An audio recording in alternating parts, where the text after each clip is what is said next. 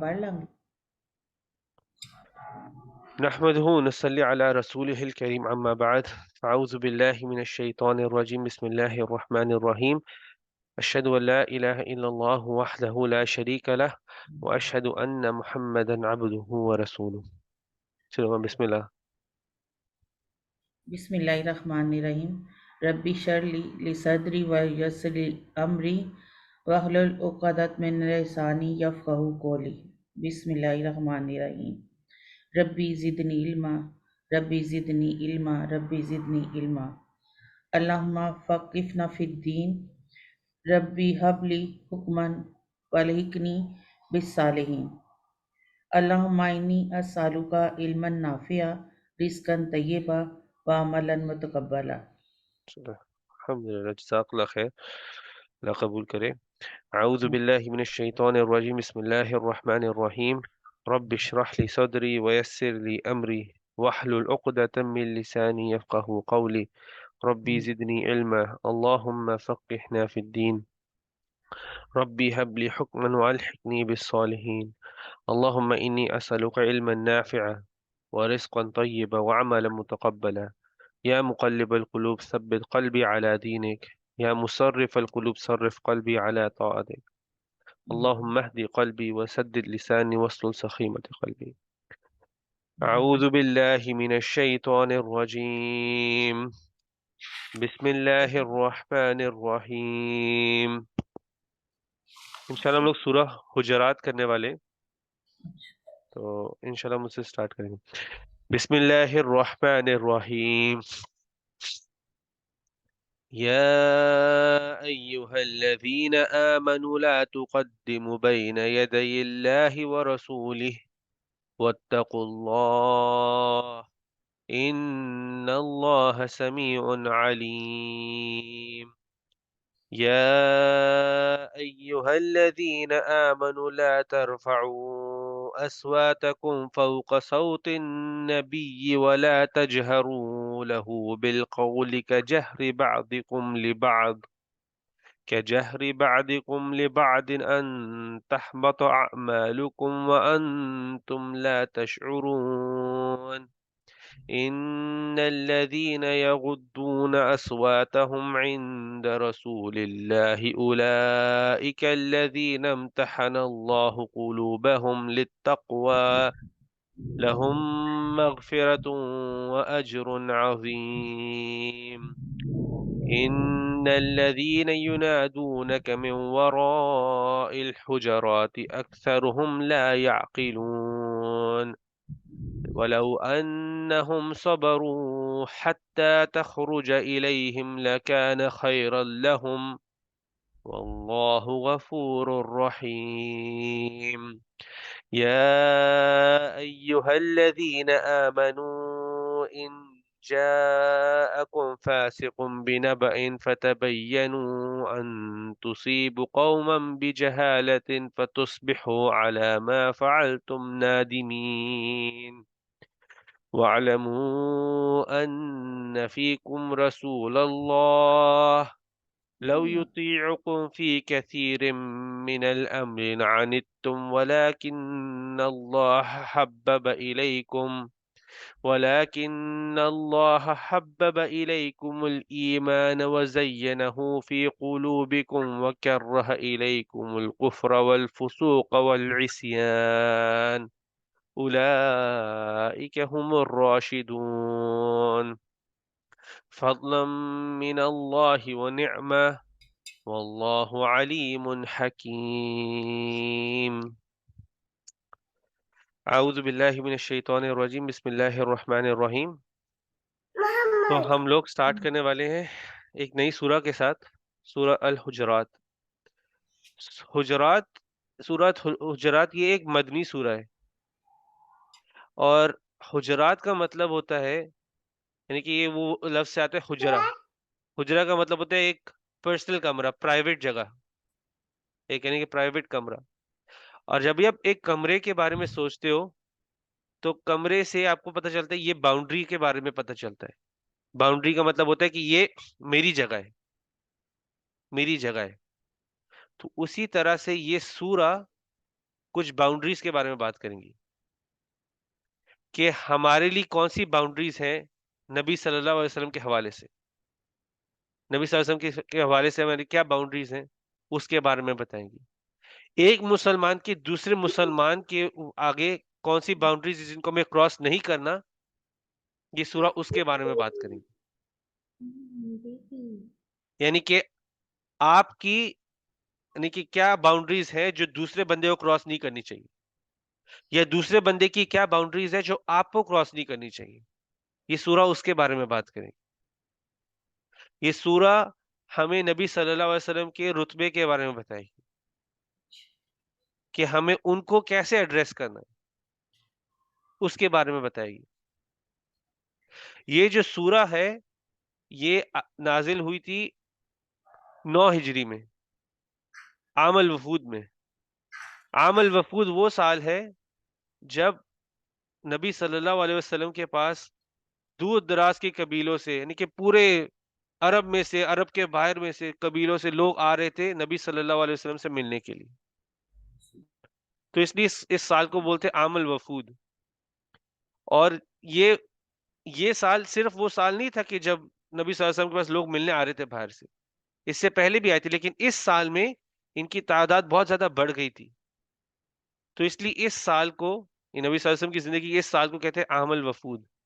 اور وفود کا مطلب ہوتا ہے کہ لوگوں کے ریپرزینٹیٹیو، کہ ایک نمائندہ ہوتا تھا، قبیلے کا نمائندہ، دور دور بہت سارے قبیلوں کے جیسے نمائندے آتے تھے نبی صلی اللہ علیہ وسلم سے ملنے کے لیے. اور یہ وہ وقت ہے جب اسلام کا عرب کی دنیا میں اسٹیبلش ہو گئے ہوئے ہیں، کہ یہ ابھی ایک سپر پاور بن گئی ہوئی ہے، مکہ فتح ہو چکا ہوا ہے. یہ وہ وقت ہے، مکہ بھی فتح ہو گیا ہوا ہے، ساری بڑی بڑی جنگیں بھی ہو گئی ہوئی ہیں، جنگ تبوک بھی ہو گئی ہوئی ہے، احزاب بھی ہو گئی ہوئی ہے، بدر تو بہت دیر کی ہو گئی ہوئی ہے، احد بھی بہت دیر کی ہو گئی ہوئی ہے. تو ساری بڑی جنگیں بھی ہو گئی ہوئی ہیں، مکہ بھی فتح ہو گیا ہوا ہے. اور ابھی کیونکہ اسلام ایک سپر پاور بن گیا ہوا ہے، تو ابھی باہر باہر سے لوگ آ رہے ہیں پتہ کرنے کے لیے. یہ لوگ صرف اسلام قبول کرنے نہیں آ رہے ہیں، کئی لوگ ہیں جو اسلام قبول کرنے آ رہے ہیں، کئی لوگ ہیں جو پتہ کرنے آ رہے ہیں. یہ وہ وقت ہے جب عرب کے باہر سے بھی کرسچنز بھی آ رہے ہیں نبی صلی اللہ علیہ وسلم سے ملنے کے لیے، جو حجاز کے باہر تھے ادھر سے آ رہے ہیں. تو اس ٹائم پہ دنیا ایک طرح سے ملنے آ رہی ہے، جو بھی آس پاس جس لوگ جہاں جہاں تک پہنچے ہوئے نبی صلی اللہ علیہ وسلم کے بارے میں، تو لوگ ملنے آ رہے ہیں پتہ کرنے کے لیے. اور کئی لوگ اپنی نفاق میں آ رہے ہیں، کئی لوگ آ رہے ہیں ہپوکریٹ بن کر، اپنے نفاق میں آ رہے ہیں. وہ آ رہے نبی صلی اللہ علیہ وسلم کے پاس اور اپنی اپنی کنڈیشنز دیکھتے کہ ہم اسلام قبول کریں گے، ہم نے زکوٰۃ نہیں دینی لیکن ہم اسلام قبول تبھی کریں گے جب کہو گے زکوٰۃ نہیں دینی. ایسی ایسی چیزیں آ کے بول رہے ہیں. بدو بھی آ رہے ہیں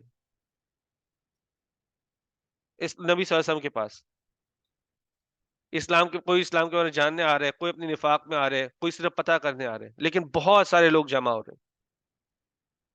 اور جو بہت سارے نئے مسلمان بھی بن رہے ہیں، قبیلے کے قبیلے مسلمان بنتے جا رہے ہیں.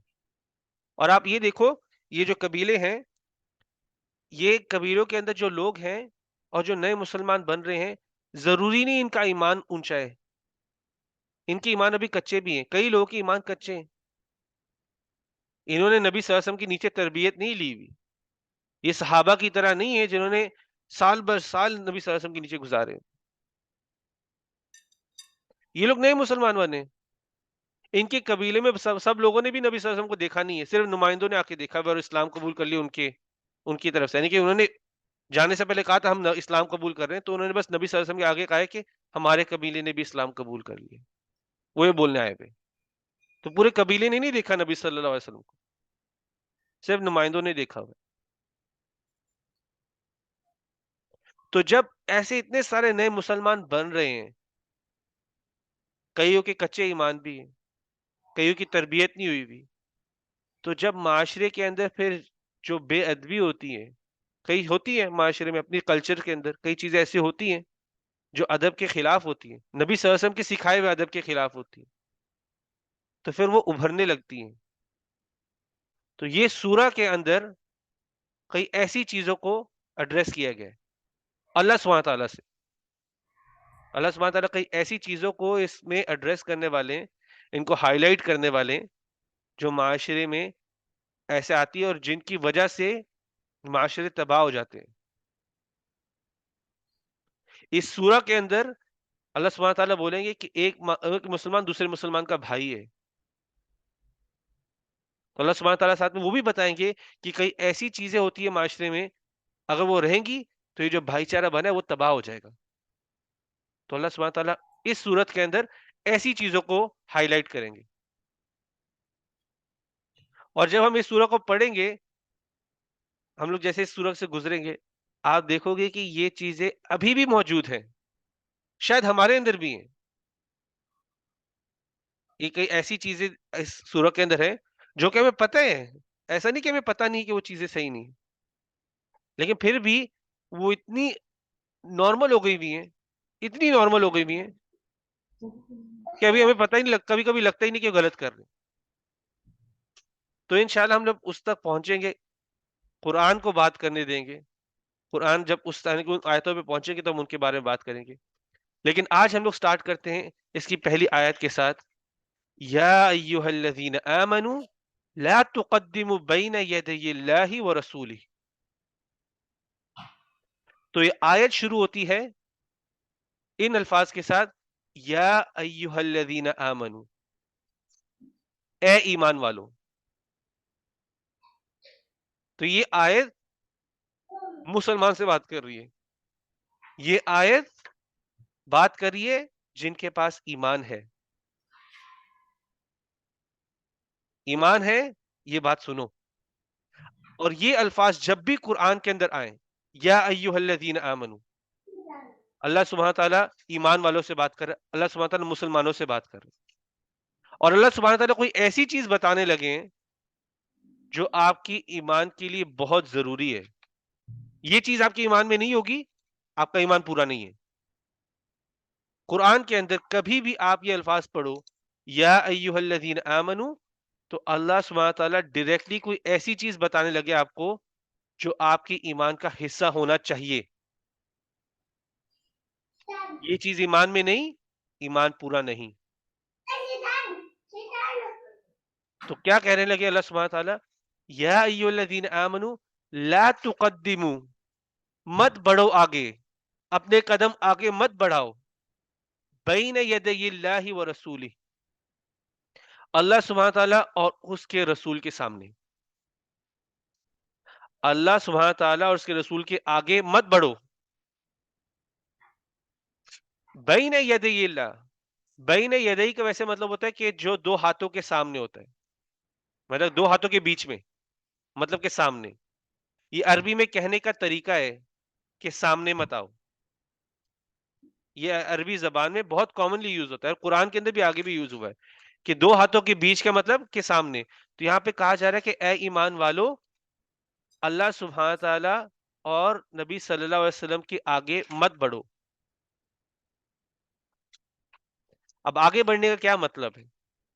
ہم اللہ سبحانہ تعالیٰ کے تو آگے تو کبھی بڑھ ہی نہیں سکتے. تو آگے بڑھنے کا مطلب ہے کہ اللہ سبحانہ تعالیٰ نے جو حکم دیے ہوئے ہیں، اللہ سبحانہ تعالیٰ کی جو آیتیں آئی ہوئی ہیں، ان سے آگے نہیں بڑھنا. اور دیکھیں آپ نے کن چیزوں میں آگے نہیں بڑھنا، جو جن جن چیزوں کا ایمان سے تعلق ہے ان چیزوں میں آگے نہیں بڑھنا. میری اپنی رائے، میری اپنی خواہشات، میرے اپنے اوپینینز، ان کی کوئی ترجیح نہیں ہے اللہ سبحانہ تعالیٰ کے حکم کے سامنے. اپنی رائے کے پیچھے میں اللہ سبحانہ تعالیٰ کی بھیجی ہوئی آیت کو ریجیکٹ نہیں کر سکتا، اگنور نہیں کر سکتا. میں یہ نہیں کہوں گا کہ میں نے اس چیز کو فالو نہیں کرنا. اللہ سبحانہ تعالیٰ کا حکم آیا ہے، وہ میرے ذہن میں بیٹھتا ہے کہ نہیں، وہ مجھے سینس بناتا ہے کہ نہیں، میں نے وہی کرنا ہے. ہم کہتے ہیں اپنے ایمان کا حصہ بناتے ہیں کہ ہم جانتے ہیں کہ اللہ سبحانہ تعالیٰ الحکیم ہے، اللہ سبحانہ تعالیٰ حکمت والا ہے، اللہ سب جاننے والا ہے. تو ہمیں کس بات کا شک ہے کہ ہمیں یہ چیز سینس بنا رہی ہے کہ نہیں؟ اگر آپ کی ایمان میں ہے، اور آپ دیکھو اللہ سبحانہ تعالیٰ یہاں پہ ایمان والوں سے بات کر رہے ہیں. پچھلی جو ہم نے صورتیں پڑھ رہے تھے، اسپیشلی جو ہم مکی صورت پڑھ رہے تھے، وہ ایمان بنا رہے تھی، وہ آپ کو بتائی تھی اللہ کون ہے. یہاں پہ ان سے بات ہو رہی ہے جن کو پتا ہے اللہ کون ہے، جن کو کلیئر کر دیا گیا ہے، ان کو شک نہیں ہے ابھی کہ اللہ ہے. یہ وہ لوگ ہیں جو شرک نہیں کرتے ابھی، یہ کہتے ہیں لا الہ الا اللہ محمد رسول اللہ، یہ لوگ کہہ رہے ہیں. ان کو پتا ہے کہ اللہ کون ہے، یہ جانتے ہیں اللہ کو، تو پھر کس بات کا شک ہے کہ اللہ کی آیتیں آ رہی ہے پھر بھی ہم ان کو ریجیکٹ کر رہے ہیں. یہ اپنی سوچ کو بہتر سمجھ رہے ہیں اللہ سبحانہ تعالیٰ کی آیتوں کے آگے.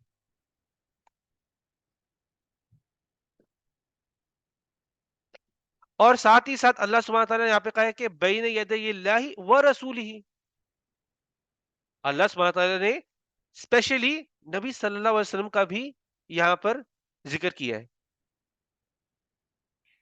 اسپیشلی نبی صلی اللہ علیہ وسلم کا بھی ذکر کیا ہوا ہے.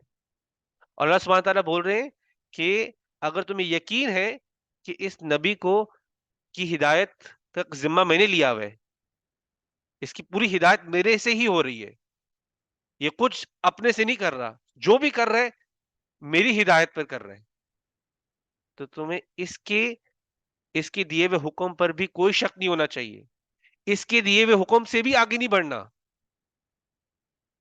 آج بہت سارے لوگ ہیں جو کہتے ہیں ہم حدیث کو نہیں مانتے،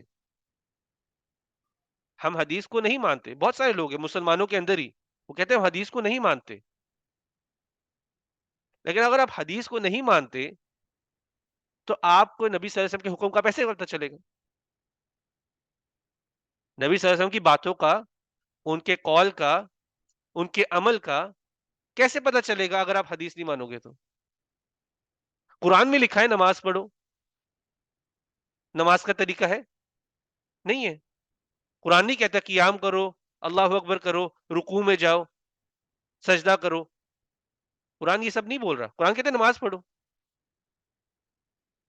قرآن کہتا ہے زکوٰۃ دو.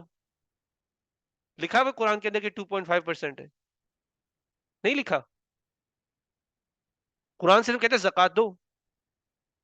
وہ زکوٰۃ دینی کیسی تھی؟ وہ کس سے سکھانا تھا؟ وہ نبی صلی اللہ علیہ وسلم نے سکھانا تھا. وہ ان کی کال سے، وہ ان کے عمل سے ہمیں پتہ چل رہا تھا. تو یہاں پہ اللہ سبحانہ تعالیٰ کہہ رہے ہیں کہ قرآن کی آیت سے ابھی نہ آگے بڑھو، اور نبی صلی اللہ علیہ وسلم کے جو سکھائے ہوئے طریقے ان سے بھی نہ آگے بڑھو. نبی صلی اللہ علیہ وسلم کی ہدایت میں کر رہا ہوں.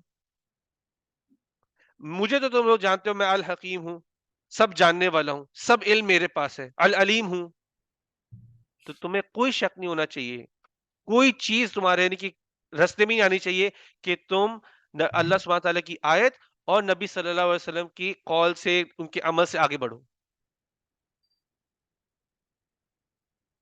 اور آپ یہ دیکھو، ہم نے ایک حدیث پڑھی ہوئی ہے، یہ ایک بہت لمبی حدیث تھی جس کا میں صرف ایک مین پارٹ لے رہا ہوں، جہاں پہ ایک صحابی آ کے پوچھتے ہیں عائشہ رضی اللہ عنہ سے کہ اے ام المؤمنین، کہ نبی صلی اللہ علیہ وسلم کا کیریکٹر کیسا تھا، کیسے تھے نبی صلی اللہ علیہ وسلم، ہمیں بتاؤ. تو آگے سے عائشہ رضی اللہ عنہ نے جواب دیا قرآن پڑھا ہے تم نے؟ وہ کہتے ہیں ہاں میں نے قرآن پڑھا ہے. تو کہتی ہے کہ نبی صلی اللہ علیہ وسلم کا کیریکٹر قرآن تھا، وہ چلتا پھرتا قرآن تھے.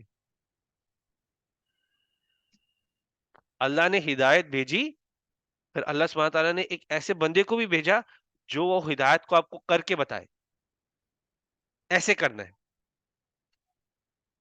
اللہ سبحانہ تعالیٰ نے آپ کو صرف ایک کتاب دے کے یہ نہیں کہا کہ جو سمجھنا ہے سمجھ لو اس سے، نہیں. اللہ سبحانہ تعالیٰ نے پھر ایک ایسے انسان کو دنیا میں بھیجا جس نے کر کے دکھایا کیسے کرنا ہے. تو نبی صلی اللہ علیہ وسلم کو جانے بغیر آپ قرآن کو صحیح طرح سے اپنی زندگی میں عمل میں نہیں لا سکتے. اور نبی صلی اللہ علیہ وسلم کے عمل کا ہمیں صرف صحیح حدیث سے پتہ چلتا ہے. اور آپ ویسے کبھی آپ وہ علم لو کہ حدیث کہ پریزرو کیسے کی گئی ہوئی ہے، کہ جمع کس طرح کی گئی ہوئی ہے. حدیث کو صحیح کرنے کے لیے ایک پورے پروسیس سے گزرتی ہے حدیث، اور تب جا کے وہ جمع ہوئی ہوئی. بہت سارے لوگوں نے اس پہ کام کیا ہوا، ایک پورا ڈیولپ کیا ہوا سسٹم، اور وہ کسی اور چیز کے لیے دنیا میں نہیں ہے جو حدیث کو پریزرو کرنے کا سسٹم ہے. اور ایک ضروری بات، اہم بات یہ ہے کہ نبی صلی اللہ علیہ وسلم کی بات کے آگے کوئی اگر امام یا بزرگ ہو، یا کوئی فلاسفر ہو، فلسفہ دینے والا ہو، یا کوئی اسکالر بھی ہو، وہ کوئی ایسی بات کہے جو نبی صلی اللہ علیہ وسلم کے قول اور ان کے فعل کے اگینسٹ جا رہی ہو، تو اس کی بھی کوئی بات، اس کی بھی بات کی کوئی ترجیح نہیں ہے. اگر ایک امام ہو، بزرگ ہو، کوئی بھی ہو جو قرآن اور نبی صلی اللہ علیہ وسلم کی اگینسٹ بات کر رہا ہو، ان کے نبی صلی اللہ علیہ وسلم کے عمل کے اگینسٹ بات کر رہا ہو، تو اس کی بات کی بھی کوئی ترجیح نہیں. اسلام کی ٹریڈیشن میں جتنے بھی بڑے بڑے علماء گزرے ہیں، جتنے بھی بڑے بڑے علماء گزرے ہوئے انہوں نے کہا ہے اپنی زندگی میں بھی، وہ کہتے ہیں اگر آپ کو ہماری بات کے علاوہ، ہمارے بات کے اگینسٹ کوئی ایسی آیت ملے قرآن کی جو کہتی ہو کہ اس میرا قول غلط ہے، یا آپ کو کوئی حدیث مل جائے جو صحیح ہو، آپ کو کہے کہ جو میں نے آپ کو بات سکھائی بھی ہے وہ غلط نکلے، تو میری بات کو دیوار پر دے مارنا. اور یہ ان کا خلوص تھا، یہ ان کی عاجزی تھی یہ بات کرنے پر. وہ اینڈ میں انسان تھے،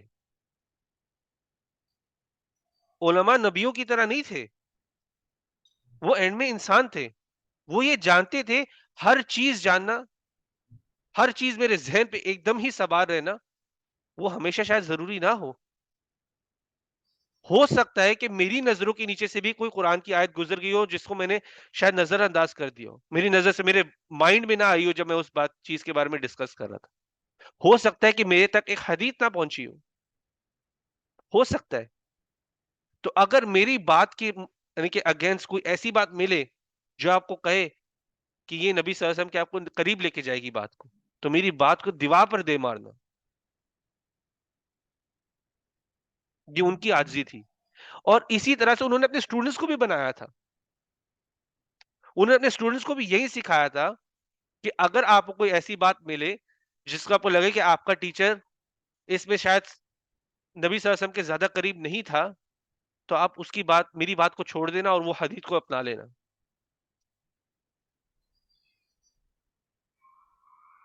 اور آپ دیکھو، ہم بھی ایک سفر میں، ہم بھی ایک جرنی میں ہیں، ہم بھی جا کر علم لے رہے ہیں. اس وقت تک ہمارے تک تھوڑا سا علم پہنچا ہے، ہمیں ابھی سارے حدیث کا نہیں پتا، ابھی ہم سارے قرآن سے بھی ایک طرح سے گزرے نہیں ہیں. تو آہستہ آہستہ ہمارے تک چیزیں پہنچ رہی ہیں، آہستہ آہستہ ہمارے تک چیزیں پہنچے، اور ہم پوری کوشش کر رہے ہیں کہ ہم اس کو اپنی زندگی میں بھی لے کر آئیں. لیکن ہو سکتا ہے کل ہمیں ایک بہتر سچ کا پتہ چلے. آج جو ہمیں پتا ہے، جس سچ کا ہمیں پتا ہے، شاید وہ بیسٹ چیز نہ ہو، اس سے بھی بہتر چیز کوئی ہو. آج مجھے کسی چیز کا پتا ہے، کسی عمل کا پتا ہے، کل مجھے پتا چلے کہ وہ عمل ضعیف تھا، وہ نبی صلی اللہ علیہ وسلم کا طریقہ نہیں تھا، پتا چل سکتا ہے. ہم ایک علم کی سفر پر ہیں، علم لے رہے ہیں، آہستہ آہستہ ہمارے پاس علم پہنچ رہے. تو جب ہمارے پاس ایسا علم آئے گا، ایک بہتر علم آئے گا، ہماری کوشش یہ ہونی چاہیے کہ ہم اپنے آپ کو بدلے، ہم اپنے طریقے کو بدلے. کیونکہ ہماری جو خلوص ہے، ہمارا سارا جو ساری لائلٹی ہے، وفاداری ہے، وہ اللہ اور اس کے رسول کے ساتھ ہے، کسی کے کال کے ساتھ نہیں ہے، میری بات کے ساتھ بھی نہیں ہے. کل کو مجھے بھی کچھ پتا چلتا ہے کہ جو میں کر رہا تھا وہ صحیح نہیں تھا، میں اپنا طریقہ فوراً بدل دوں گا، یا مجھے ایسا کرنا چاہیے. میں اپنی سوچ کے ساتھ، میں کسی کی بات کے ساتھ جڑوں گا نہیں. مجھے پتا چلے گا نبی صلی اللہ علیہ وسلم کا طریقہ یہ تھا، چاہے وہ کسی کا طریقہ ہو یا نہ ہو، میں نے اس کو اپنا لینا ہے. مجھے یہ بھی نہیں فرق پڑے گا کہ وہ کتنے لوگ اس کو اپنا رہے ہیں. اور آپ دیکھو اس ٹائم پر شیطان انسان کے پیچھے پڑا ہوتا ہے. وہ انسان کے ذہن میں بات ڈالتا ہے، اس کو شرمندہ کرتا ہے کہ تم اکیلے ہی ایسا کر رہے ہو. باقیوں کو کیسے سمجھاؤ گے؟ اگر باقی لوگ آ کر کہیں کہ آج آپ کچھ ہو کل کچھ ہو، آج آپ اس چیز کو فالو کر رہے ہو کل اس چیز کو فالو کر رہے ہو، تو یہ ہمیں اپنا مائنڈ سیٹ بنانا پڑے گا کہ ہماری وفاداری سچ کے ساتھ ہے، حق کے ساتھ ہے. ہماری وفاداری نبی صلی اللہ علیہ وسلم کے ساتھ ہے، ہماری وفاداری اللہ سبحانہ تعالیٰ کے ساتھ ہے، ان کے بھیجے ہوئے حکم کے ساتھ ہے. تو اگر مجھے پتا چلتا ہے کہ کوئی بات وہ سچ کے نزدیک ہو تو میں نے اس کو اپنا لینا ہے.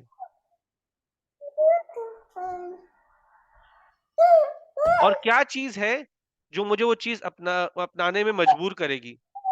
کیا چیز ہے جو بات مجھے پتا چل جائے گی، مجھے اپنی باؤنڈریز کے اندر رکھیں گی؟ تو اللہ سبحانہ تعالیٰ کہتے ہیں وَاتَّقُوا اللَّهَ. تو اللہ سبحانہ تعالیٰ کہتے ہیں وَاتَّقُوا اللَّهَ. پہلے سبحانہ بولتے اے ایمان والو نہ آگے بڑھو، آگے نہ بڑھو اللہ سبحانہ تعالیٰ کے سامنے اور نبی صلی اللہ علیہ وسلم کے سامنے. وَاتَّقُوا اللَّهَ، اور اللہ سے ڈرو. وہ ڈر ہے جو آپ کو سچ پر چلنے پر مجبور کرے گا، وہ ڈر ہے جو آپ کو سچ پہ رکھے گا.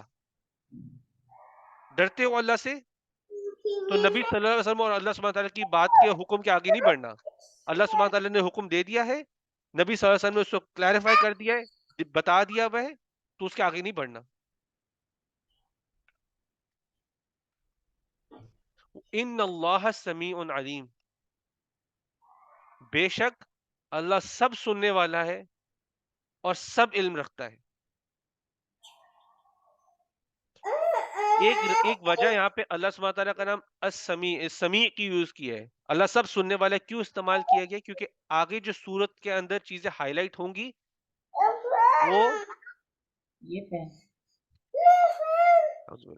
آگے جو چیزیں صورت کے اندر ہائی لائٹ ہونے والی ہیں وہ آپ کی زبان کے ریلیٹڈ ہے،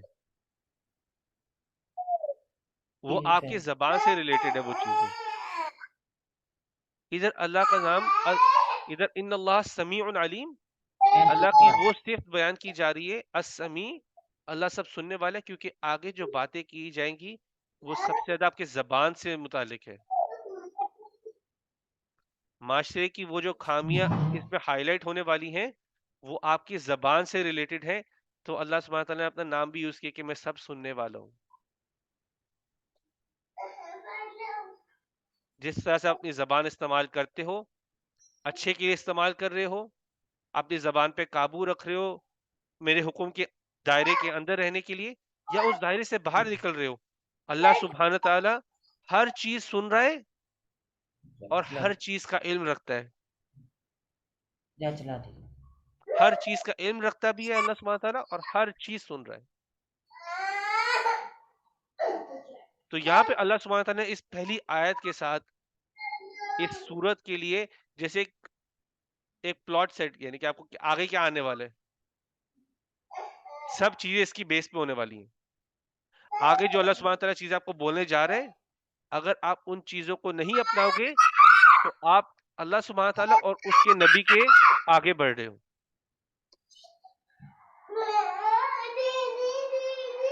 تو آگے جو آگے آنے والی آیتیں ہیں اللہ سبحانہ تعالیٰ آپ کو پہلے ہی ایک طریقے سیٹ کر رہے ہیں، آپ کا مائنڈ سیٹ بنا رہے ہیں کہ آگے آنے والی بتائی ہوئی چیزوں کو آپ عمل میں نہیں لاؤ گے تو آپ اللہ اور اس کے نبی کے آگے بڑھ رہے ہو. تو یہ سورہ بہت اہم ہو جاتی ہے. یہ سورہ آپ کے ایمان کے ایک بہت بڑا حصہ ہے. بڑا اس لیے حصہ ہے کیونکہ یہ چیزیں ہمارے معاشرے میں آگے آنے والی جو چیزیں بتائی جائیں گی بہت کامن ہے، وہ ہمارے ایمان کو پورا ہونے سے روکنے والی چیزیں ہیں. یہ وہ چیزیں ہیں جو معاشرے کو برباد کرنے والی چیزیں ہیں. اور وہ چیزیں آنے والی ہیں آگے.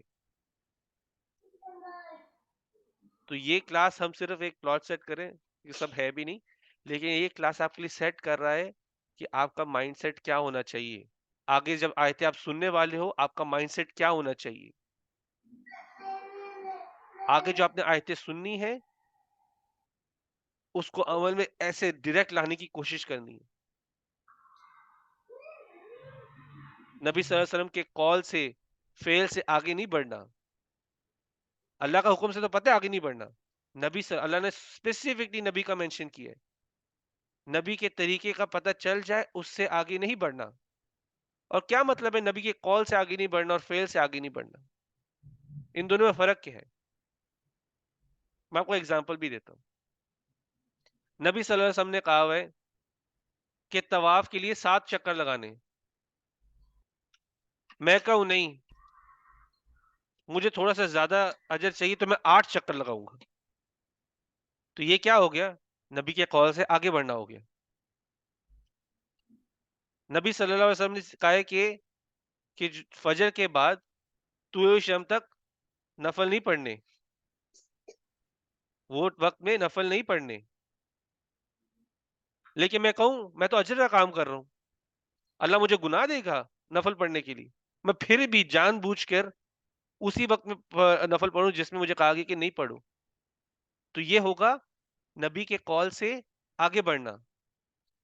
نبی صلی اللہ علیہ وسلم نے ہمیں اس چیز کو کرنے سے منع کیا، لیکن ہم کہہ رہے کہ نہیں، ہمیں بہتر پتہ ہے. اپنی سوچ کو بہتر سمجھنا. بے شک آپ اچھائی کا آپ کو لگے آپ کام کر رہے ہو، وہ اچھائی کا کام آپ کے لیے ہی مشکل بن جائے گا. اور نبی کے فعل سے آگے بڑھنے کا کیا مطلب ہے؟ نبی کے فعل کے آگے بڑھنے کا یہ مطلب ہے اس میں بھی سملر ہے کہ قول سے ہی سملر ہے، لیکن قول ادھر ہوتا نہیں ہے. ایک ایگزامپل لیتے ہیں، فوتگی کا ایگزامپل لیتے ہیں. کسی کی فوتگی ہو جاتی ہے تو ہم نے فرض کی طرح بنا لیا ہے کہ 30ویں دن یا 10ویں دن یا 40ویں دن بیٹھنا ہے. کہ نبی کے فعل میں تو ایسا کچھ نہیں تھا، فرض کی طرح بنا لیا ہو کہ نبی صلی اللہ علیہ وسلم نے بیٹھے ہو، کٹھے کیا ہو. یہ نبی صلی اللہ علیہ وسلم کے طریقے میں سے ان کے ٹائم میں بہت فوتگی ہوئی، ان کے اپنے بچوں کی فوتگی ہوئی، بیویاں 2 فوت ہوئیں، کزن فوت ہوئے، انکل فوت ہوئے. اس کے علاوہ ان کے بہت سارے صحابی فوت ہوئے ان کی زندگی میں. انہوں نے ایسا نہیں کیا. کیا ہمیں بہتر پتہ ہے یہ چیز ہے جو صحیح میں جس کی وفات ہوئی اس کی مدد کر دے گی، اور نبی صلی اللہ علیہ وسلم کو نہیں پتا تھا جو انہوں نے نہیں کیا اپنوں کے لیے، اپنے صحابیوں کے لیے نہیں کیا. تو یہ ان کے فعل سے آگے بڑھنا ہے. ان کا فعل نہیں تھا لیکن مجھے بہتر پتہ ہے تو میں آگے بڑھ جاتا ہوں. ہر چیز میں آپ کو سوچنا یہ ہوتا ہے کہ نبی کا طریقہ سب سے بہترین طریقہ ہے. تو نبی نے کیا کیا؟ یہ نارملی ہم سوال پوچھتے ہیں کہ کیا ہم یہ کر سکتے ہیں کہ نہیں. ہمارے سوالات ٹپکلی ہوتے ہیں کہ ہم کیا یہ کر سکتے ہیں کہ نہیں، جبکہ ہمارا سوال ہونا چاہیے کہ کیا نبی نے یہ کیا تھا کہ نہیں. ہمارے سوال ہی غلط ہے. ہم پوچھتے ہیں کہ کیا ہم یہ کر سکتے ہیں کہ نہیں، ہم یہ نہیں پوچھتے کیا یہ نبی نے کیا تھا کہ نہیں. کیونکہ نبی کا طریقہ سب سے بہترین طریقہ ہے. اور یہ سوال آپ ان سوالات سے، یہ ایسے سوالات صحابیوں نے بھی کیے تھے. صحابی نے بھی کہے تھے کیا میں صدقہ دے سکتا ہوں اپنے جو فوت ہوئے ہوئے ان کے لیے، ان کے نام کا میں صدقہ دے سکتا ہوں. تو سوال انہوں نے پوچھے تھے، لیکن ان کے بیچ میں نبی صلی اللہ علیہ وسلم بیٹھے تھے ان کو بتانے کے لیے بہتر ہے کہ نہیں. تو نبی صلی اللہ علیہ وسلم نے کہا ہے کہ آپ صدقہ دے سکتے ہو، جو فوت ہوئے ہوئے ان کے نام کا صدقہ دے سکتے ہو. لیکن ابھی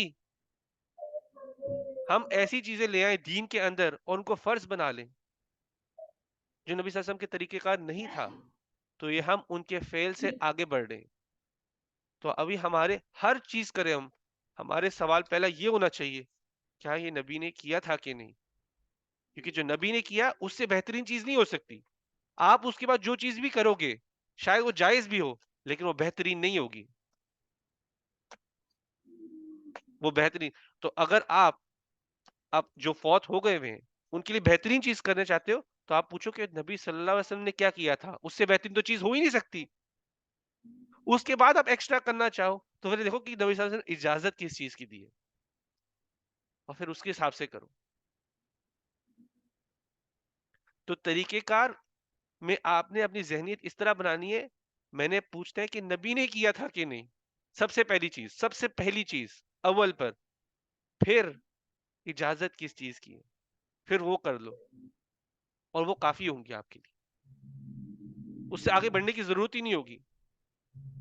نبی صلی اللہ علیہ وسلم کی اپنی زندگی میں لوگ آئے تھے کہتے کہ ہم نے شادی نہیں کرنی, ہم روزے ہی رکھیں گے, میں کوئی رات سوؤں گا نہیں, ایسے آئے تھے 3 لوگوں نے ایسی باتیں کی تھی. نبی صلی اللہ علیہ وسلم تک باتیں پہنچی تھی, نبی صلی اللہ علیہ وسلم نے کہا تھا کہ تم میرے میں سے ہو ہی نہیں اگر تم یہ سب کرو گے. میں نے شادی بھی کی ہے, میں روزہ رکھتا ہوں, میں روزہ توڑتا بھی ہوں, میں رات کو ایک حصہ سوتا بھی ہوں, میں تہجد بھی پڑھتا ہوں. تو تم میرے سے آگے بڑھو گے, تم میرے میں سے نہیں ہو.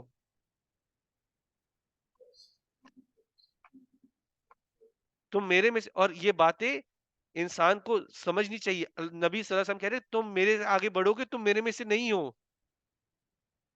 میرے سے آگے بڑھنا نہیں ہے تمہارا.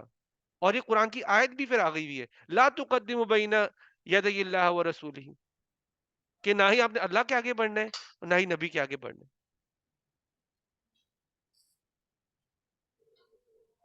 تو ہمیں ابھی اللہ سبحانہ تعالیٰ ادھر کوئی اور باتیں کرنے والے, لیکن جنرلی ہمیں اپنے عمل جو ہم لوگ کرتے ہیں, اسپیشلی جو دین کے نام پہ کرتے ہیں, جو فرض سمجھ کے کرتے ہیں, ہمیں ان کو چھانٹنے کی ضرورت ہے کہ یہ نبی صلی اللہ علیہ وسلم کے طریقہ کار میں سے تھا کہ نہیں تھا.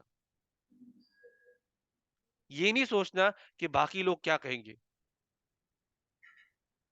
باقی لوگ کہیں گے کہ فوتگی ہو گئی بھی ہے, کیا لوگ ایسے ایسے سوال اٹھائیں گے, کیا تمہیں اگر جو بھی فوت ہوا ہو, دوست فوت ہو, کیا تمہیں اپنے دوست سے پیار نہیں تھا جو تم یہ نہیں کر رہے.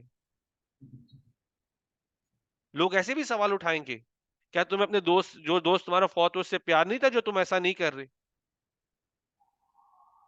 ایسے سوال بھی اٹھائیں گے, لیکن ان سوالوں کے لیے بھی تیار ہونا چاہیے کہ نبی سے بہترین طریقہ نہیں ہو سکتا, تو وہ کریں گے جو نبی نے سکھایا ہے. تو وہ مائنڈ سیٹ بنانے. انشاءاللہ ہم لوگ ادھر اس کلاس کو اس پہلی آیت پہ ہی ان چیزوں کو ہم نے جو سنا ہے ان کو تھوڑا سا ہم لوگ جذب کریں, اس کو اپنے عمل میں لے کے آئیں, اور پھر انشاءاللہ ہم اگلی کلاس میں پھر آگے بڑھیں گے اگلی آیت کے ساتھ سورہ حجرات کی انشاءاللہ.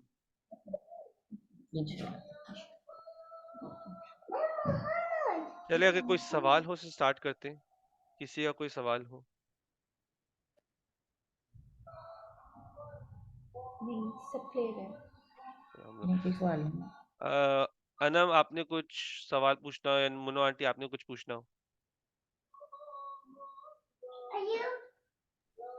نہیں سوال تو نہیں پوچھنا, مگر یہ ہے کہ بہت ساری باتوں کی سمجھ آئی ہے کہ جو ہم نے کسی بھی یعنی کہ جو ہم باتیں ابھی بہت ساری ایسی ہیں جو ہمیں نہیں پتا, جب تک ہم حدیثیں سنیں گے نہیں, اس کو سمجھیں گے نہیں کہ ہم نے کیا کرنا ہے, جیسے جتنا علم لیں گے اتنا ہی ہمارا فائدہ ہے.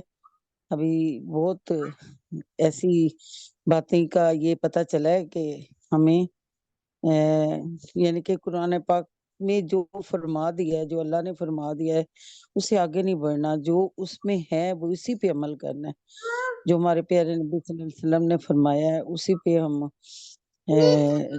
چلیے. بہت ساری ہمارے اندر ابھی خامیاں ہیں جو انشاءاللہ آہستہ آہستہ ٹھیک ہوں گی. ہم جب تک سنیں گے نہیں, سمجھیں گے نہیں, تو نہیں سمجھ آئے گی. انشاءاللہ تعالی اللہ تعالیٰ ہمیں اس پہ عمل کرنے کی توفیق دے. آمین. انشاءاللہ کیا جزاک لکھا اللہ خیر.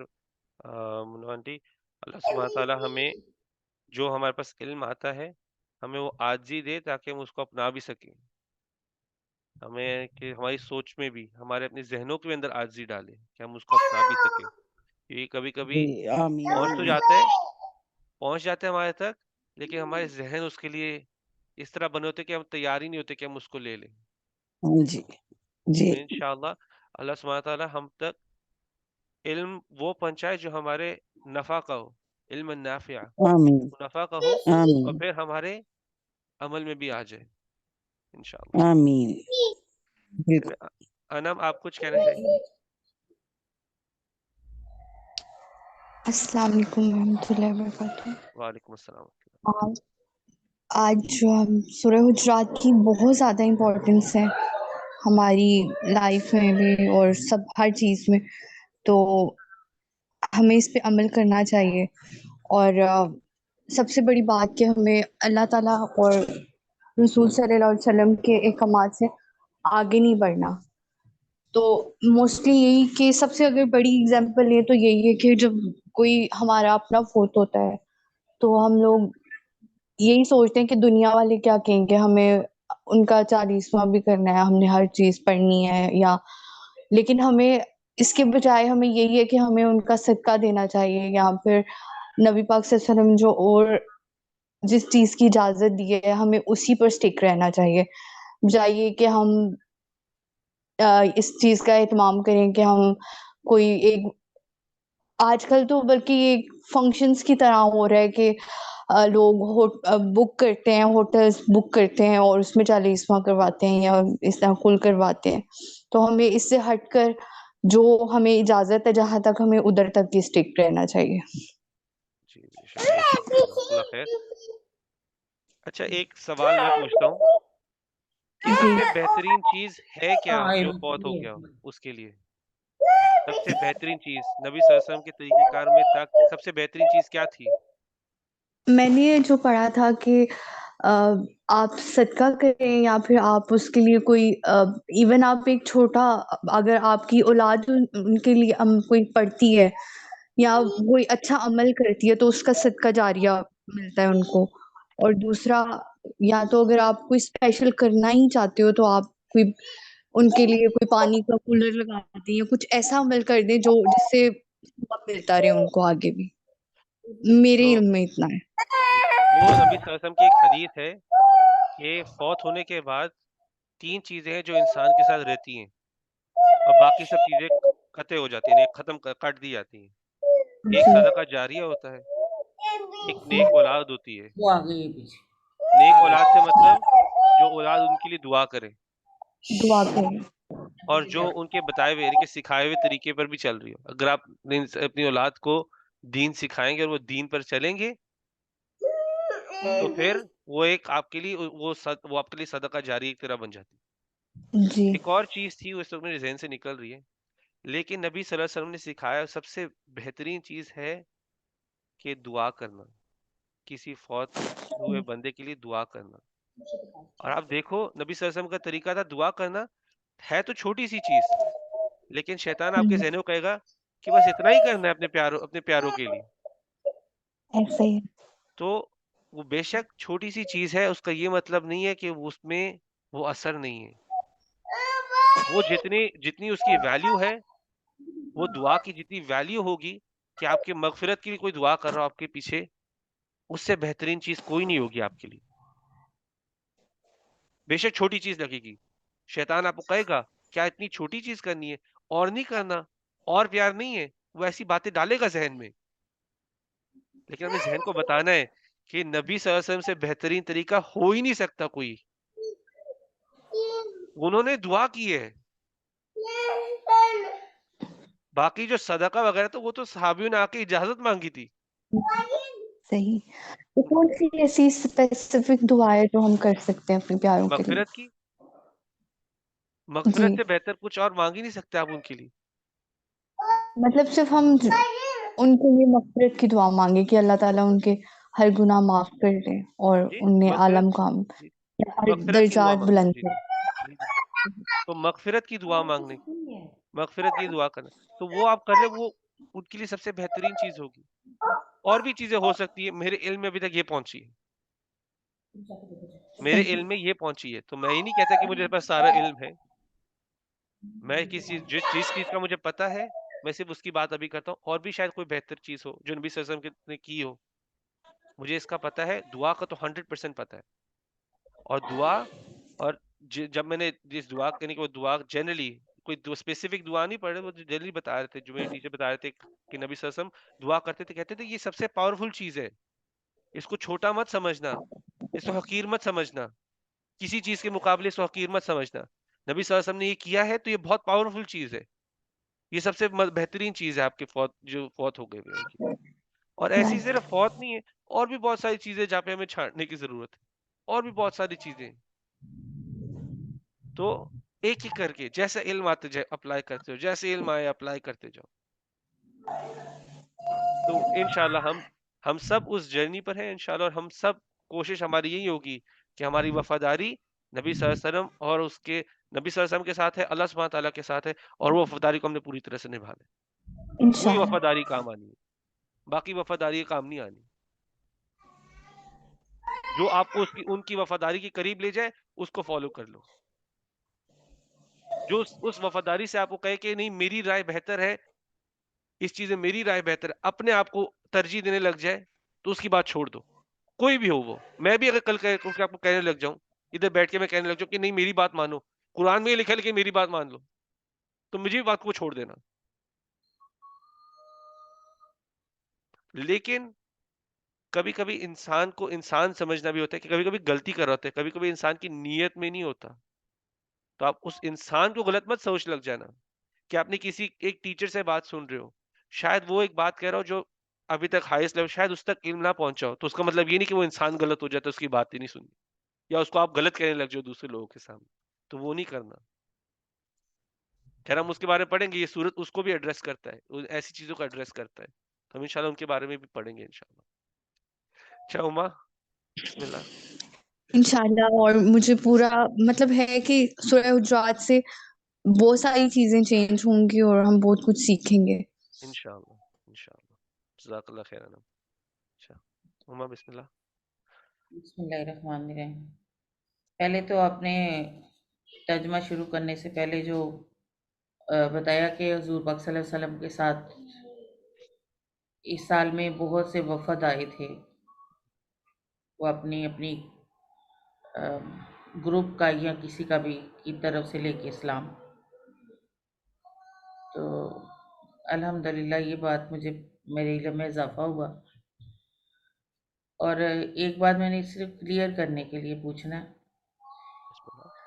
کہ میں یہ بہت دفعہ پڑھ بھی چکی ہوں, سن بھی چکی ہوں کہ یہ ہمارے نبی پاک صلی اللہ علیہ وسلم کا فرمان ہے, واللہ عالم میں نہیں جانتی لیکن میں پوچھ رہی ہوں کہ حضور پاک صلی اللہ علیہ وسلم نے کہا ہے کہ جب آپ اپنے پیارے کی تدفین کریں تو اس کی قبر کے پاس اتنی دیر تک تلاوت کریں جتنی دیر میں ایک اونٹ ذبح کر کے تو اس کا گوشت تقسیم کیا جاتا ہے. ٹائم کم بتایا ہے, تو اتنی دیر تک اس کے قبر کے پاس تلاوت کریں تاکہ اس کے سوال جواب میں کچھ آسانی ہو سکے, یا اس کے لیے اس کو دنیا سے جاتے ہی قبر میں اترتے ہی جو مشکلات آنی ہیں اس میں آسانی ہو. تو مجھے علم نہیں ہے لیکن میں یہ کلیئر ضرور کرنا چاہتی ہوں. یہ حدیث میں کلیریفائی کروں اگر ایسی کوئی حدیث ہے, لیکن جو میرے علم ہے ایسی حدیث نہیں ہے. لیکن آپ کلیئر ضرور کر کے مجھے جی اپنے کیونکہ استاد آپ سے, ایک بار انسان فوت ہو جاتا ہے تو جو اس دنیا کے ہوتے ہیں وہ اس کی سوالات میں مدد نہیں کر سکتے, اس کی سوالات میں مدد نہیں ہوگی. اس کے بعد کٹ گئی ہوئی چیزیں اس کے لیے اس کا وقت, اس کی مدد کا وقت دنیا کا تھا, دنیا کا وقت تھا. اگر ایسا ہونے لگ جاتا, جیسے آپ ابھی کہہ رہے ہیں کہ مغفرت کی دعا کریں, تو ایک دفعہ مجھے ضرور اپنے کسی استاد سے, کسی علماء سے یہ ڈسکس کر کے مجھے ضرور بتانا. ٹھیک ہے انشاءاللہ. اور پھر الحمدللہ پہلی آیت سے ہی پتہ چل رہا ہے کہ جو ہم روزمرہ میں غلطیاں کر رہے ہیں, پہلے تو ہم کہتے تھے نا کہ ہم یہ کام کریں گے اللہ خوش ہوگا, یہ کام کریں گے تو اللہ خوش نہیں ہوگا تو ہمیں اسے بچنا ہے, یا یہ نیکیاں کرنی ہیں, یہ ثواب کا کام ہے. ابھی اس کی پہلی آیت سے ہی پتہ چل رہا ہے کہ ہمیں اب وہ چیزوں کا پتہ چلے گا جو ہم روزمرہ میں اپنی زندگی میں اپنی ہٹ درمی سے یا کچھ بھی کہہ لیں اس کو، اس کی وجہ سے نا ہم اپنے اوپر گناہوں کو بوجھ ڈالتے جا رہے ہیں. تو اللہ سبحانہ وتعالیٰ میں اس بات سے بچنے کی بھی توفیق دے، اس کو سمجھنے کی بھی دے انشاءاللہ تعالیٰ. دعا ہے سب کے لیے، اپنے لیے بھی، کہ اللہ پاک ہمیں سب کچھ سمجھنے کی توفیق دے اور عمل کرنے کی دے. انشاءاللہ. جزاک اللہ خیر. یہ میں انشاءاللہ جیسے مجھے موقع ملے گا اپنے استاد سے میں کلیئر کر کے آپ کو انشاءاللہ اس کے بارے میں بتا دوں گا، اور اس سے ہم سب کے علم میں اضافہ ہوگا انشاءاللہ. چلے، اور کوئی سوال حکومت ہے؟ جی جی چلے، بسم اللہ. میرا آج کا ریفلیکشن سب سے ملتا جلتا ہی ہے.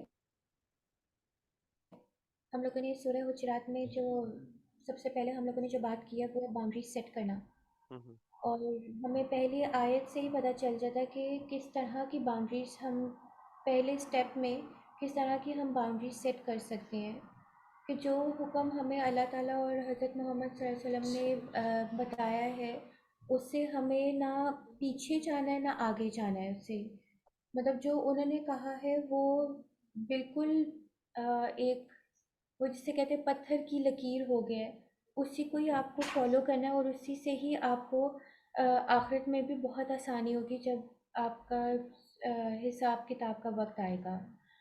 تو ہر موقع پر ہمیں حضرت محمد صلی اللہ علیہ وسلم کی لائف کو فالو کرنا ہے. بیسیکلی جو قرآن کے بعد ہم ان کی پوری لائف کو اگر اسٹڈی کریں تو کتنی ساری چیزیں ان کی بتائی گئی ہیں. تو ہر موقع پر ان کے ہر کوئی نہ کوئی حدیث بتائی گئی ہے کہ آپ کو اس موقع پر ایسے پیش کرنا ہے، اس موقع پر ایسے آپ کو بیہیو کرنا ہے. تو ان کی ہر چھوٹی سی اور بڑی سی بڑی بیہیویئر کو، ان کے پرسنالٹی کو ہمیں فالو کرنا ہے. اور ساتھ ہی ساتھ کوئی ایسی بات ہم نہ کہیں جو قرآن اور سنت کے خلاف جا رہی ہو، کیونکہ اکثر ایسا ہوتا ہے کہ ہم کوئی بات کر دیتے ہیں، ہمیں اس چیز کا نالج نہیں ہوتا اور ہم لوگ یہ سمجھتے ہیں کہ نہیں ہم نے یہ کہیں پر پڑھا تھا، اور وہ نالج غلط نکلتی ہے، وہ نالج بالکل قرآن اور سنت کے کانٹرڈکٹ کر رہی ہوتی ہے. تو اس چیز سے ہمیں بچنا چاہیے، کیونکہ وہ چیز صرف نقصان ہمیں اس دنیا میں صرف نقصان نہیں دے گی، وہ بلکہ آخرت میں بھی ہمیں نقصان دے گی. تو یہ چیز آج چلے، جزاک اللہ خیر. بہت اچھا ریمائنڈر تھے آپ سب کے. اللہ سبحانہ تعالیٰ ہم سب کو اس سے فائدہ لینے کی، اس کو عمل میں لانے کی توفیق دے. اور انشاءاللہ پھر ہم لوگ اگلے ہفتے اس سے کنٹینیو کریں گے. وہ شاید ایک کلاس ہوگی جو رمضان سے صرف ایک دن شاید پہلے ہو. تو اللہ سبحانہ تعالیٰ کے رمضان کا بھی وقت آ رہا ہے، تو ہمیں اس کا بھی پورا فائدہ اٹھانے کی توفیق دے اللہ سبحانہ تعالیٰ. اور ہمارے آمین. رمضان کو صرف بھوک اور پیاس نہ رہنے دے، بلکہ ہمارے گناہ معاف کرنے کا طریقہ بنا دے. اور ہم سب کو یاد رکھنا ہے آمین. کہ رمضان ایک ایسی چیز ہے اور واحد ایسی ایک چیز ہے جس کا اللہ سبحانہ تعالیٰ نے کہا ہے کہ اس کا اجر میرے پاس ہے. اس کا اجر میرے پاس ہے، یعنی کہ اس کا آپ کو اجر کا ابھی کچھ نہیں بتایا ہوا کہ کب جو رمضان قبول ہو جائے اس کا. تو ہماری کوشش ہونی چاہیے ہم رمضان کی اسی حساب سے تیاری کریں کہ ہمیں کس طرح سے اس مہینے کا فائدہ اٹھانا ہے، کیا کرنا ہے ہم اس مہینے میں، کیسے فائدہ اٹھانا ہے، کیا صدقات کرنے ہیں، کیسے کرنے ہیں، کہاں نماز پڑھنی ہے.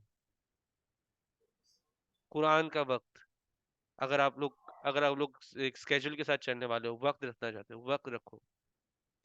اور ایک اور چیز ہے کہ اگر آپ کو کوئی اور کام میں ایسے مبتلا ہو جاؤ جو آپ کو ظاہری عبادت سے دور رکھے. میں اگزامپل دیتا ہوں. میں اگر جیسے آپ لوگ ہمارے گھر پہ جیسے آپ لوگ صبح جلدی اٹھ کے سحری بناتے، تو اپنی سحری کو بھی ایک اپنی مائنڈ اس طرح بنانے کہ میں سحری نہیں بنا رہی، میں لوگوں کو روزہ رکھوا رہی ہوں، تو اللہ نے مجھے بھی اس کا بھی اجر دینا. تو اس کو بھی ایک عبادت کے مائنڈ سیٹ سے کرنا ہے. میں کسی کو روزہ رکھوانا اور کھلوانا دونوں ایک عبادت کا بن جائے گا اگر آپ کا مائنڈ سیٹ اس طرح سے ہو. کہ نیت وہ ہوگی انشاءاللہ تو وہ بھی ہے. یہ نہیں سوچنا کہ چلو روزمرہ کے کام اپنی جگہ پہ ہوتے تو یہ مت سوچنا یہ مجھے میری عبادت سے دور رکھ رہے، عبادت سے دور رکھ رہے ہیں. اللہ نے جتنی ہمت دی بھی ہے اتنا کرنا ہے. جو ساتھ ساتھ ایک کام ہے وہ بھی سوچنا میں کسی کی روزہ آسان کر رہا ہوں، کسی سے یہ کر رہا ہوں یا وہ کر رہا ہوں، کسی کو روزہ کھلوا رہا ہوں، اس کی بھی تیاری کر. تو وہ سب بھی اللہ سبحانہ تعالیٰ انشاءاللہ اللہ سبحانہ تعالیٰ وہ سب بھی آپ کے لیے ایک قبولیت کی چیزیں ہی بنائے گا اللہ سبحانہ تعالیٰ کے. آمین تو انشاءاللہ اپنے روزوں کے لیے تیاری کرو اور اس کے لیے تیار ہو، اور اللہ سبحانہ تعالیٰ ہم سب کے رمضان تک پہنچائے. رمضان ایسا آمین رمضان سے گزارے جو اس کے مطابق ہو. آمین.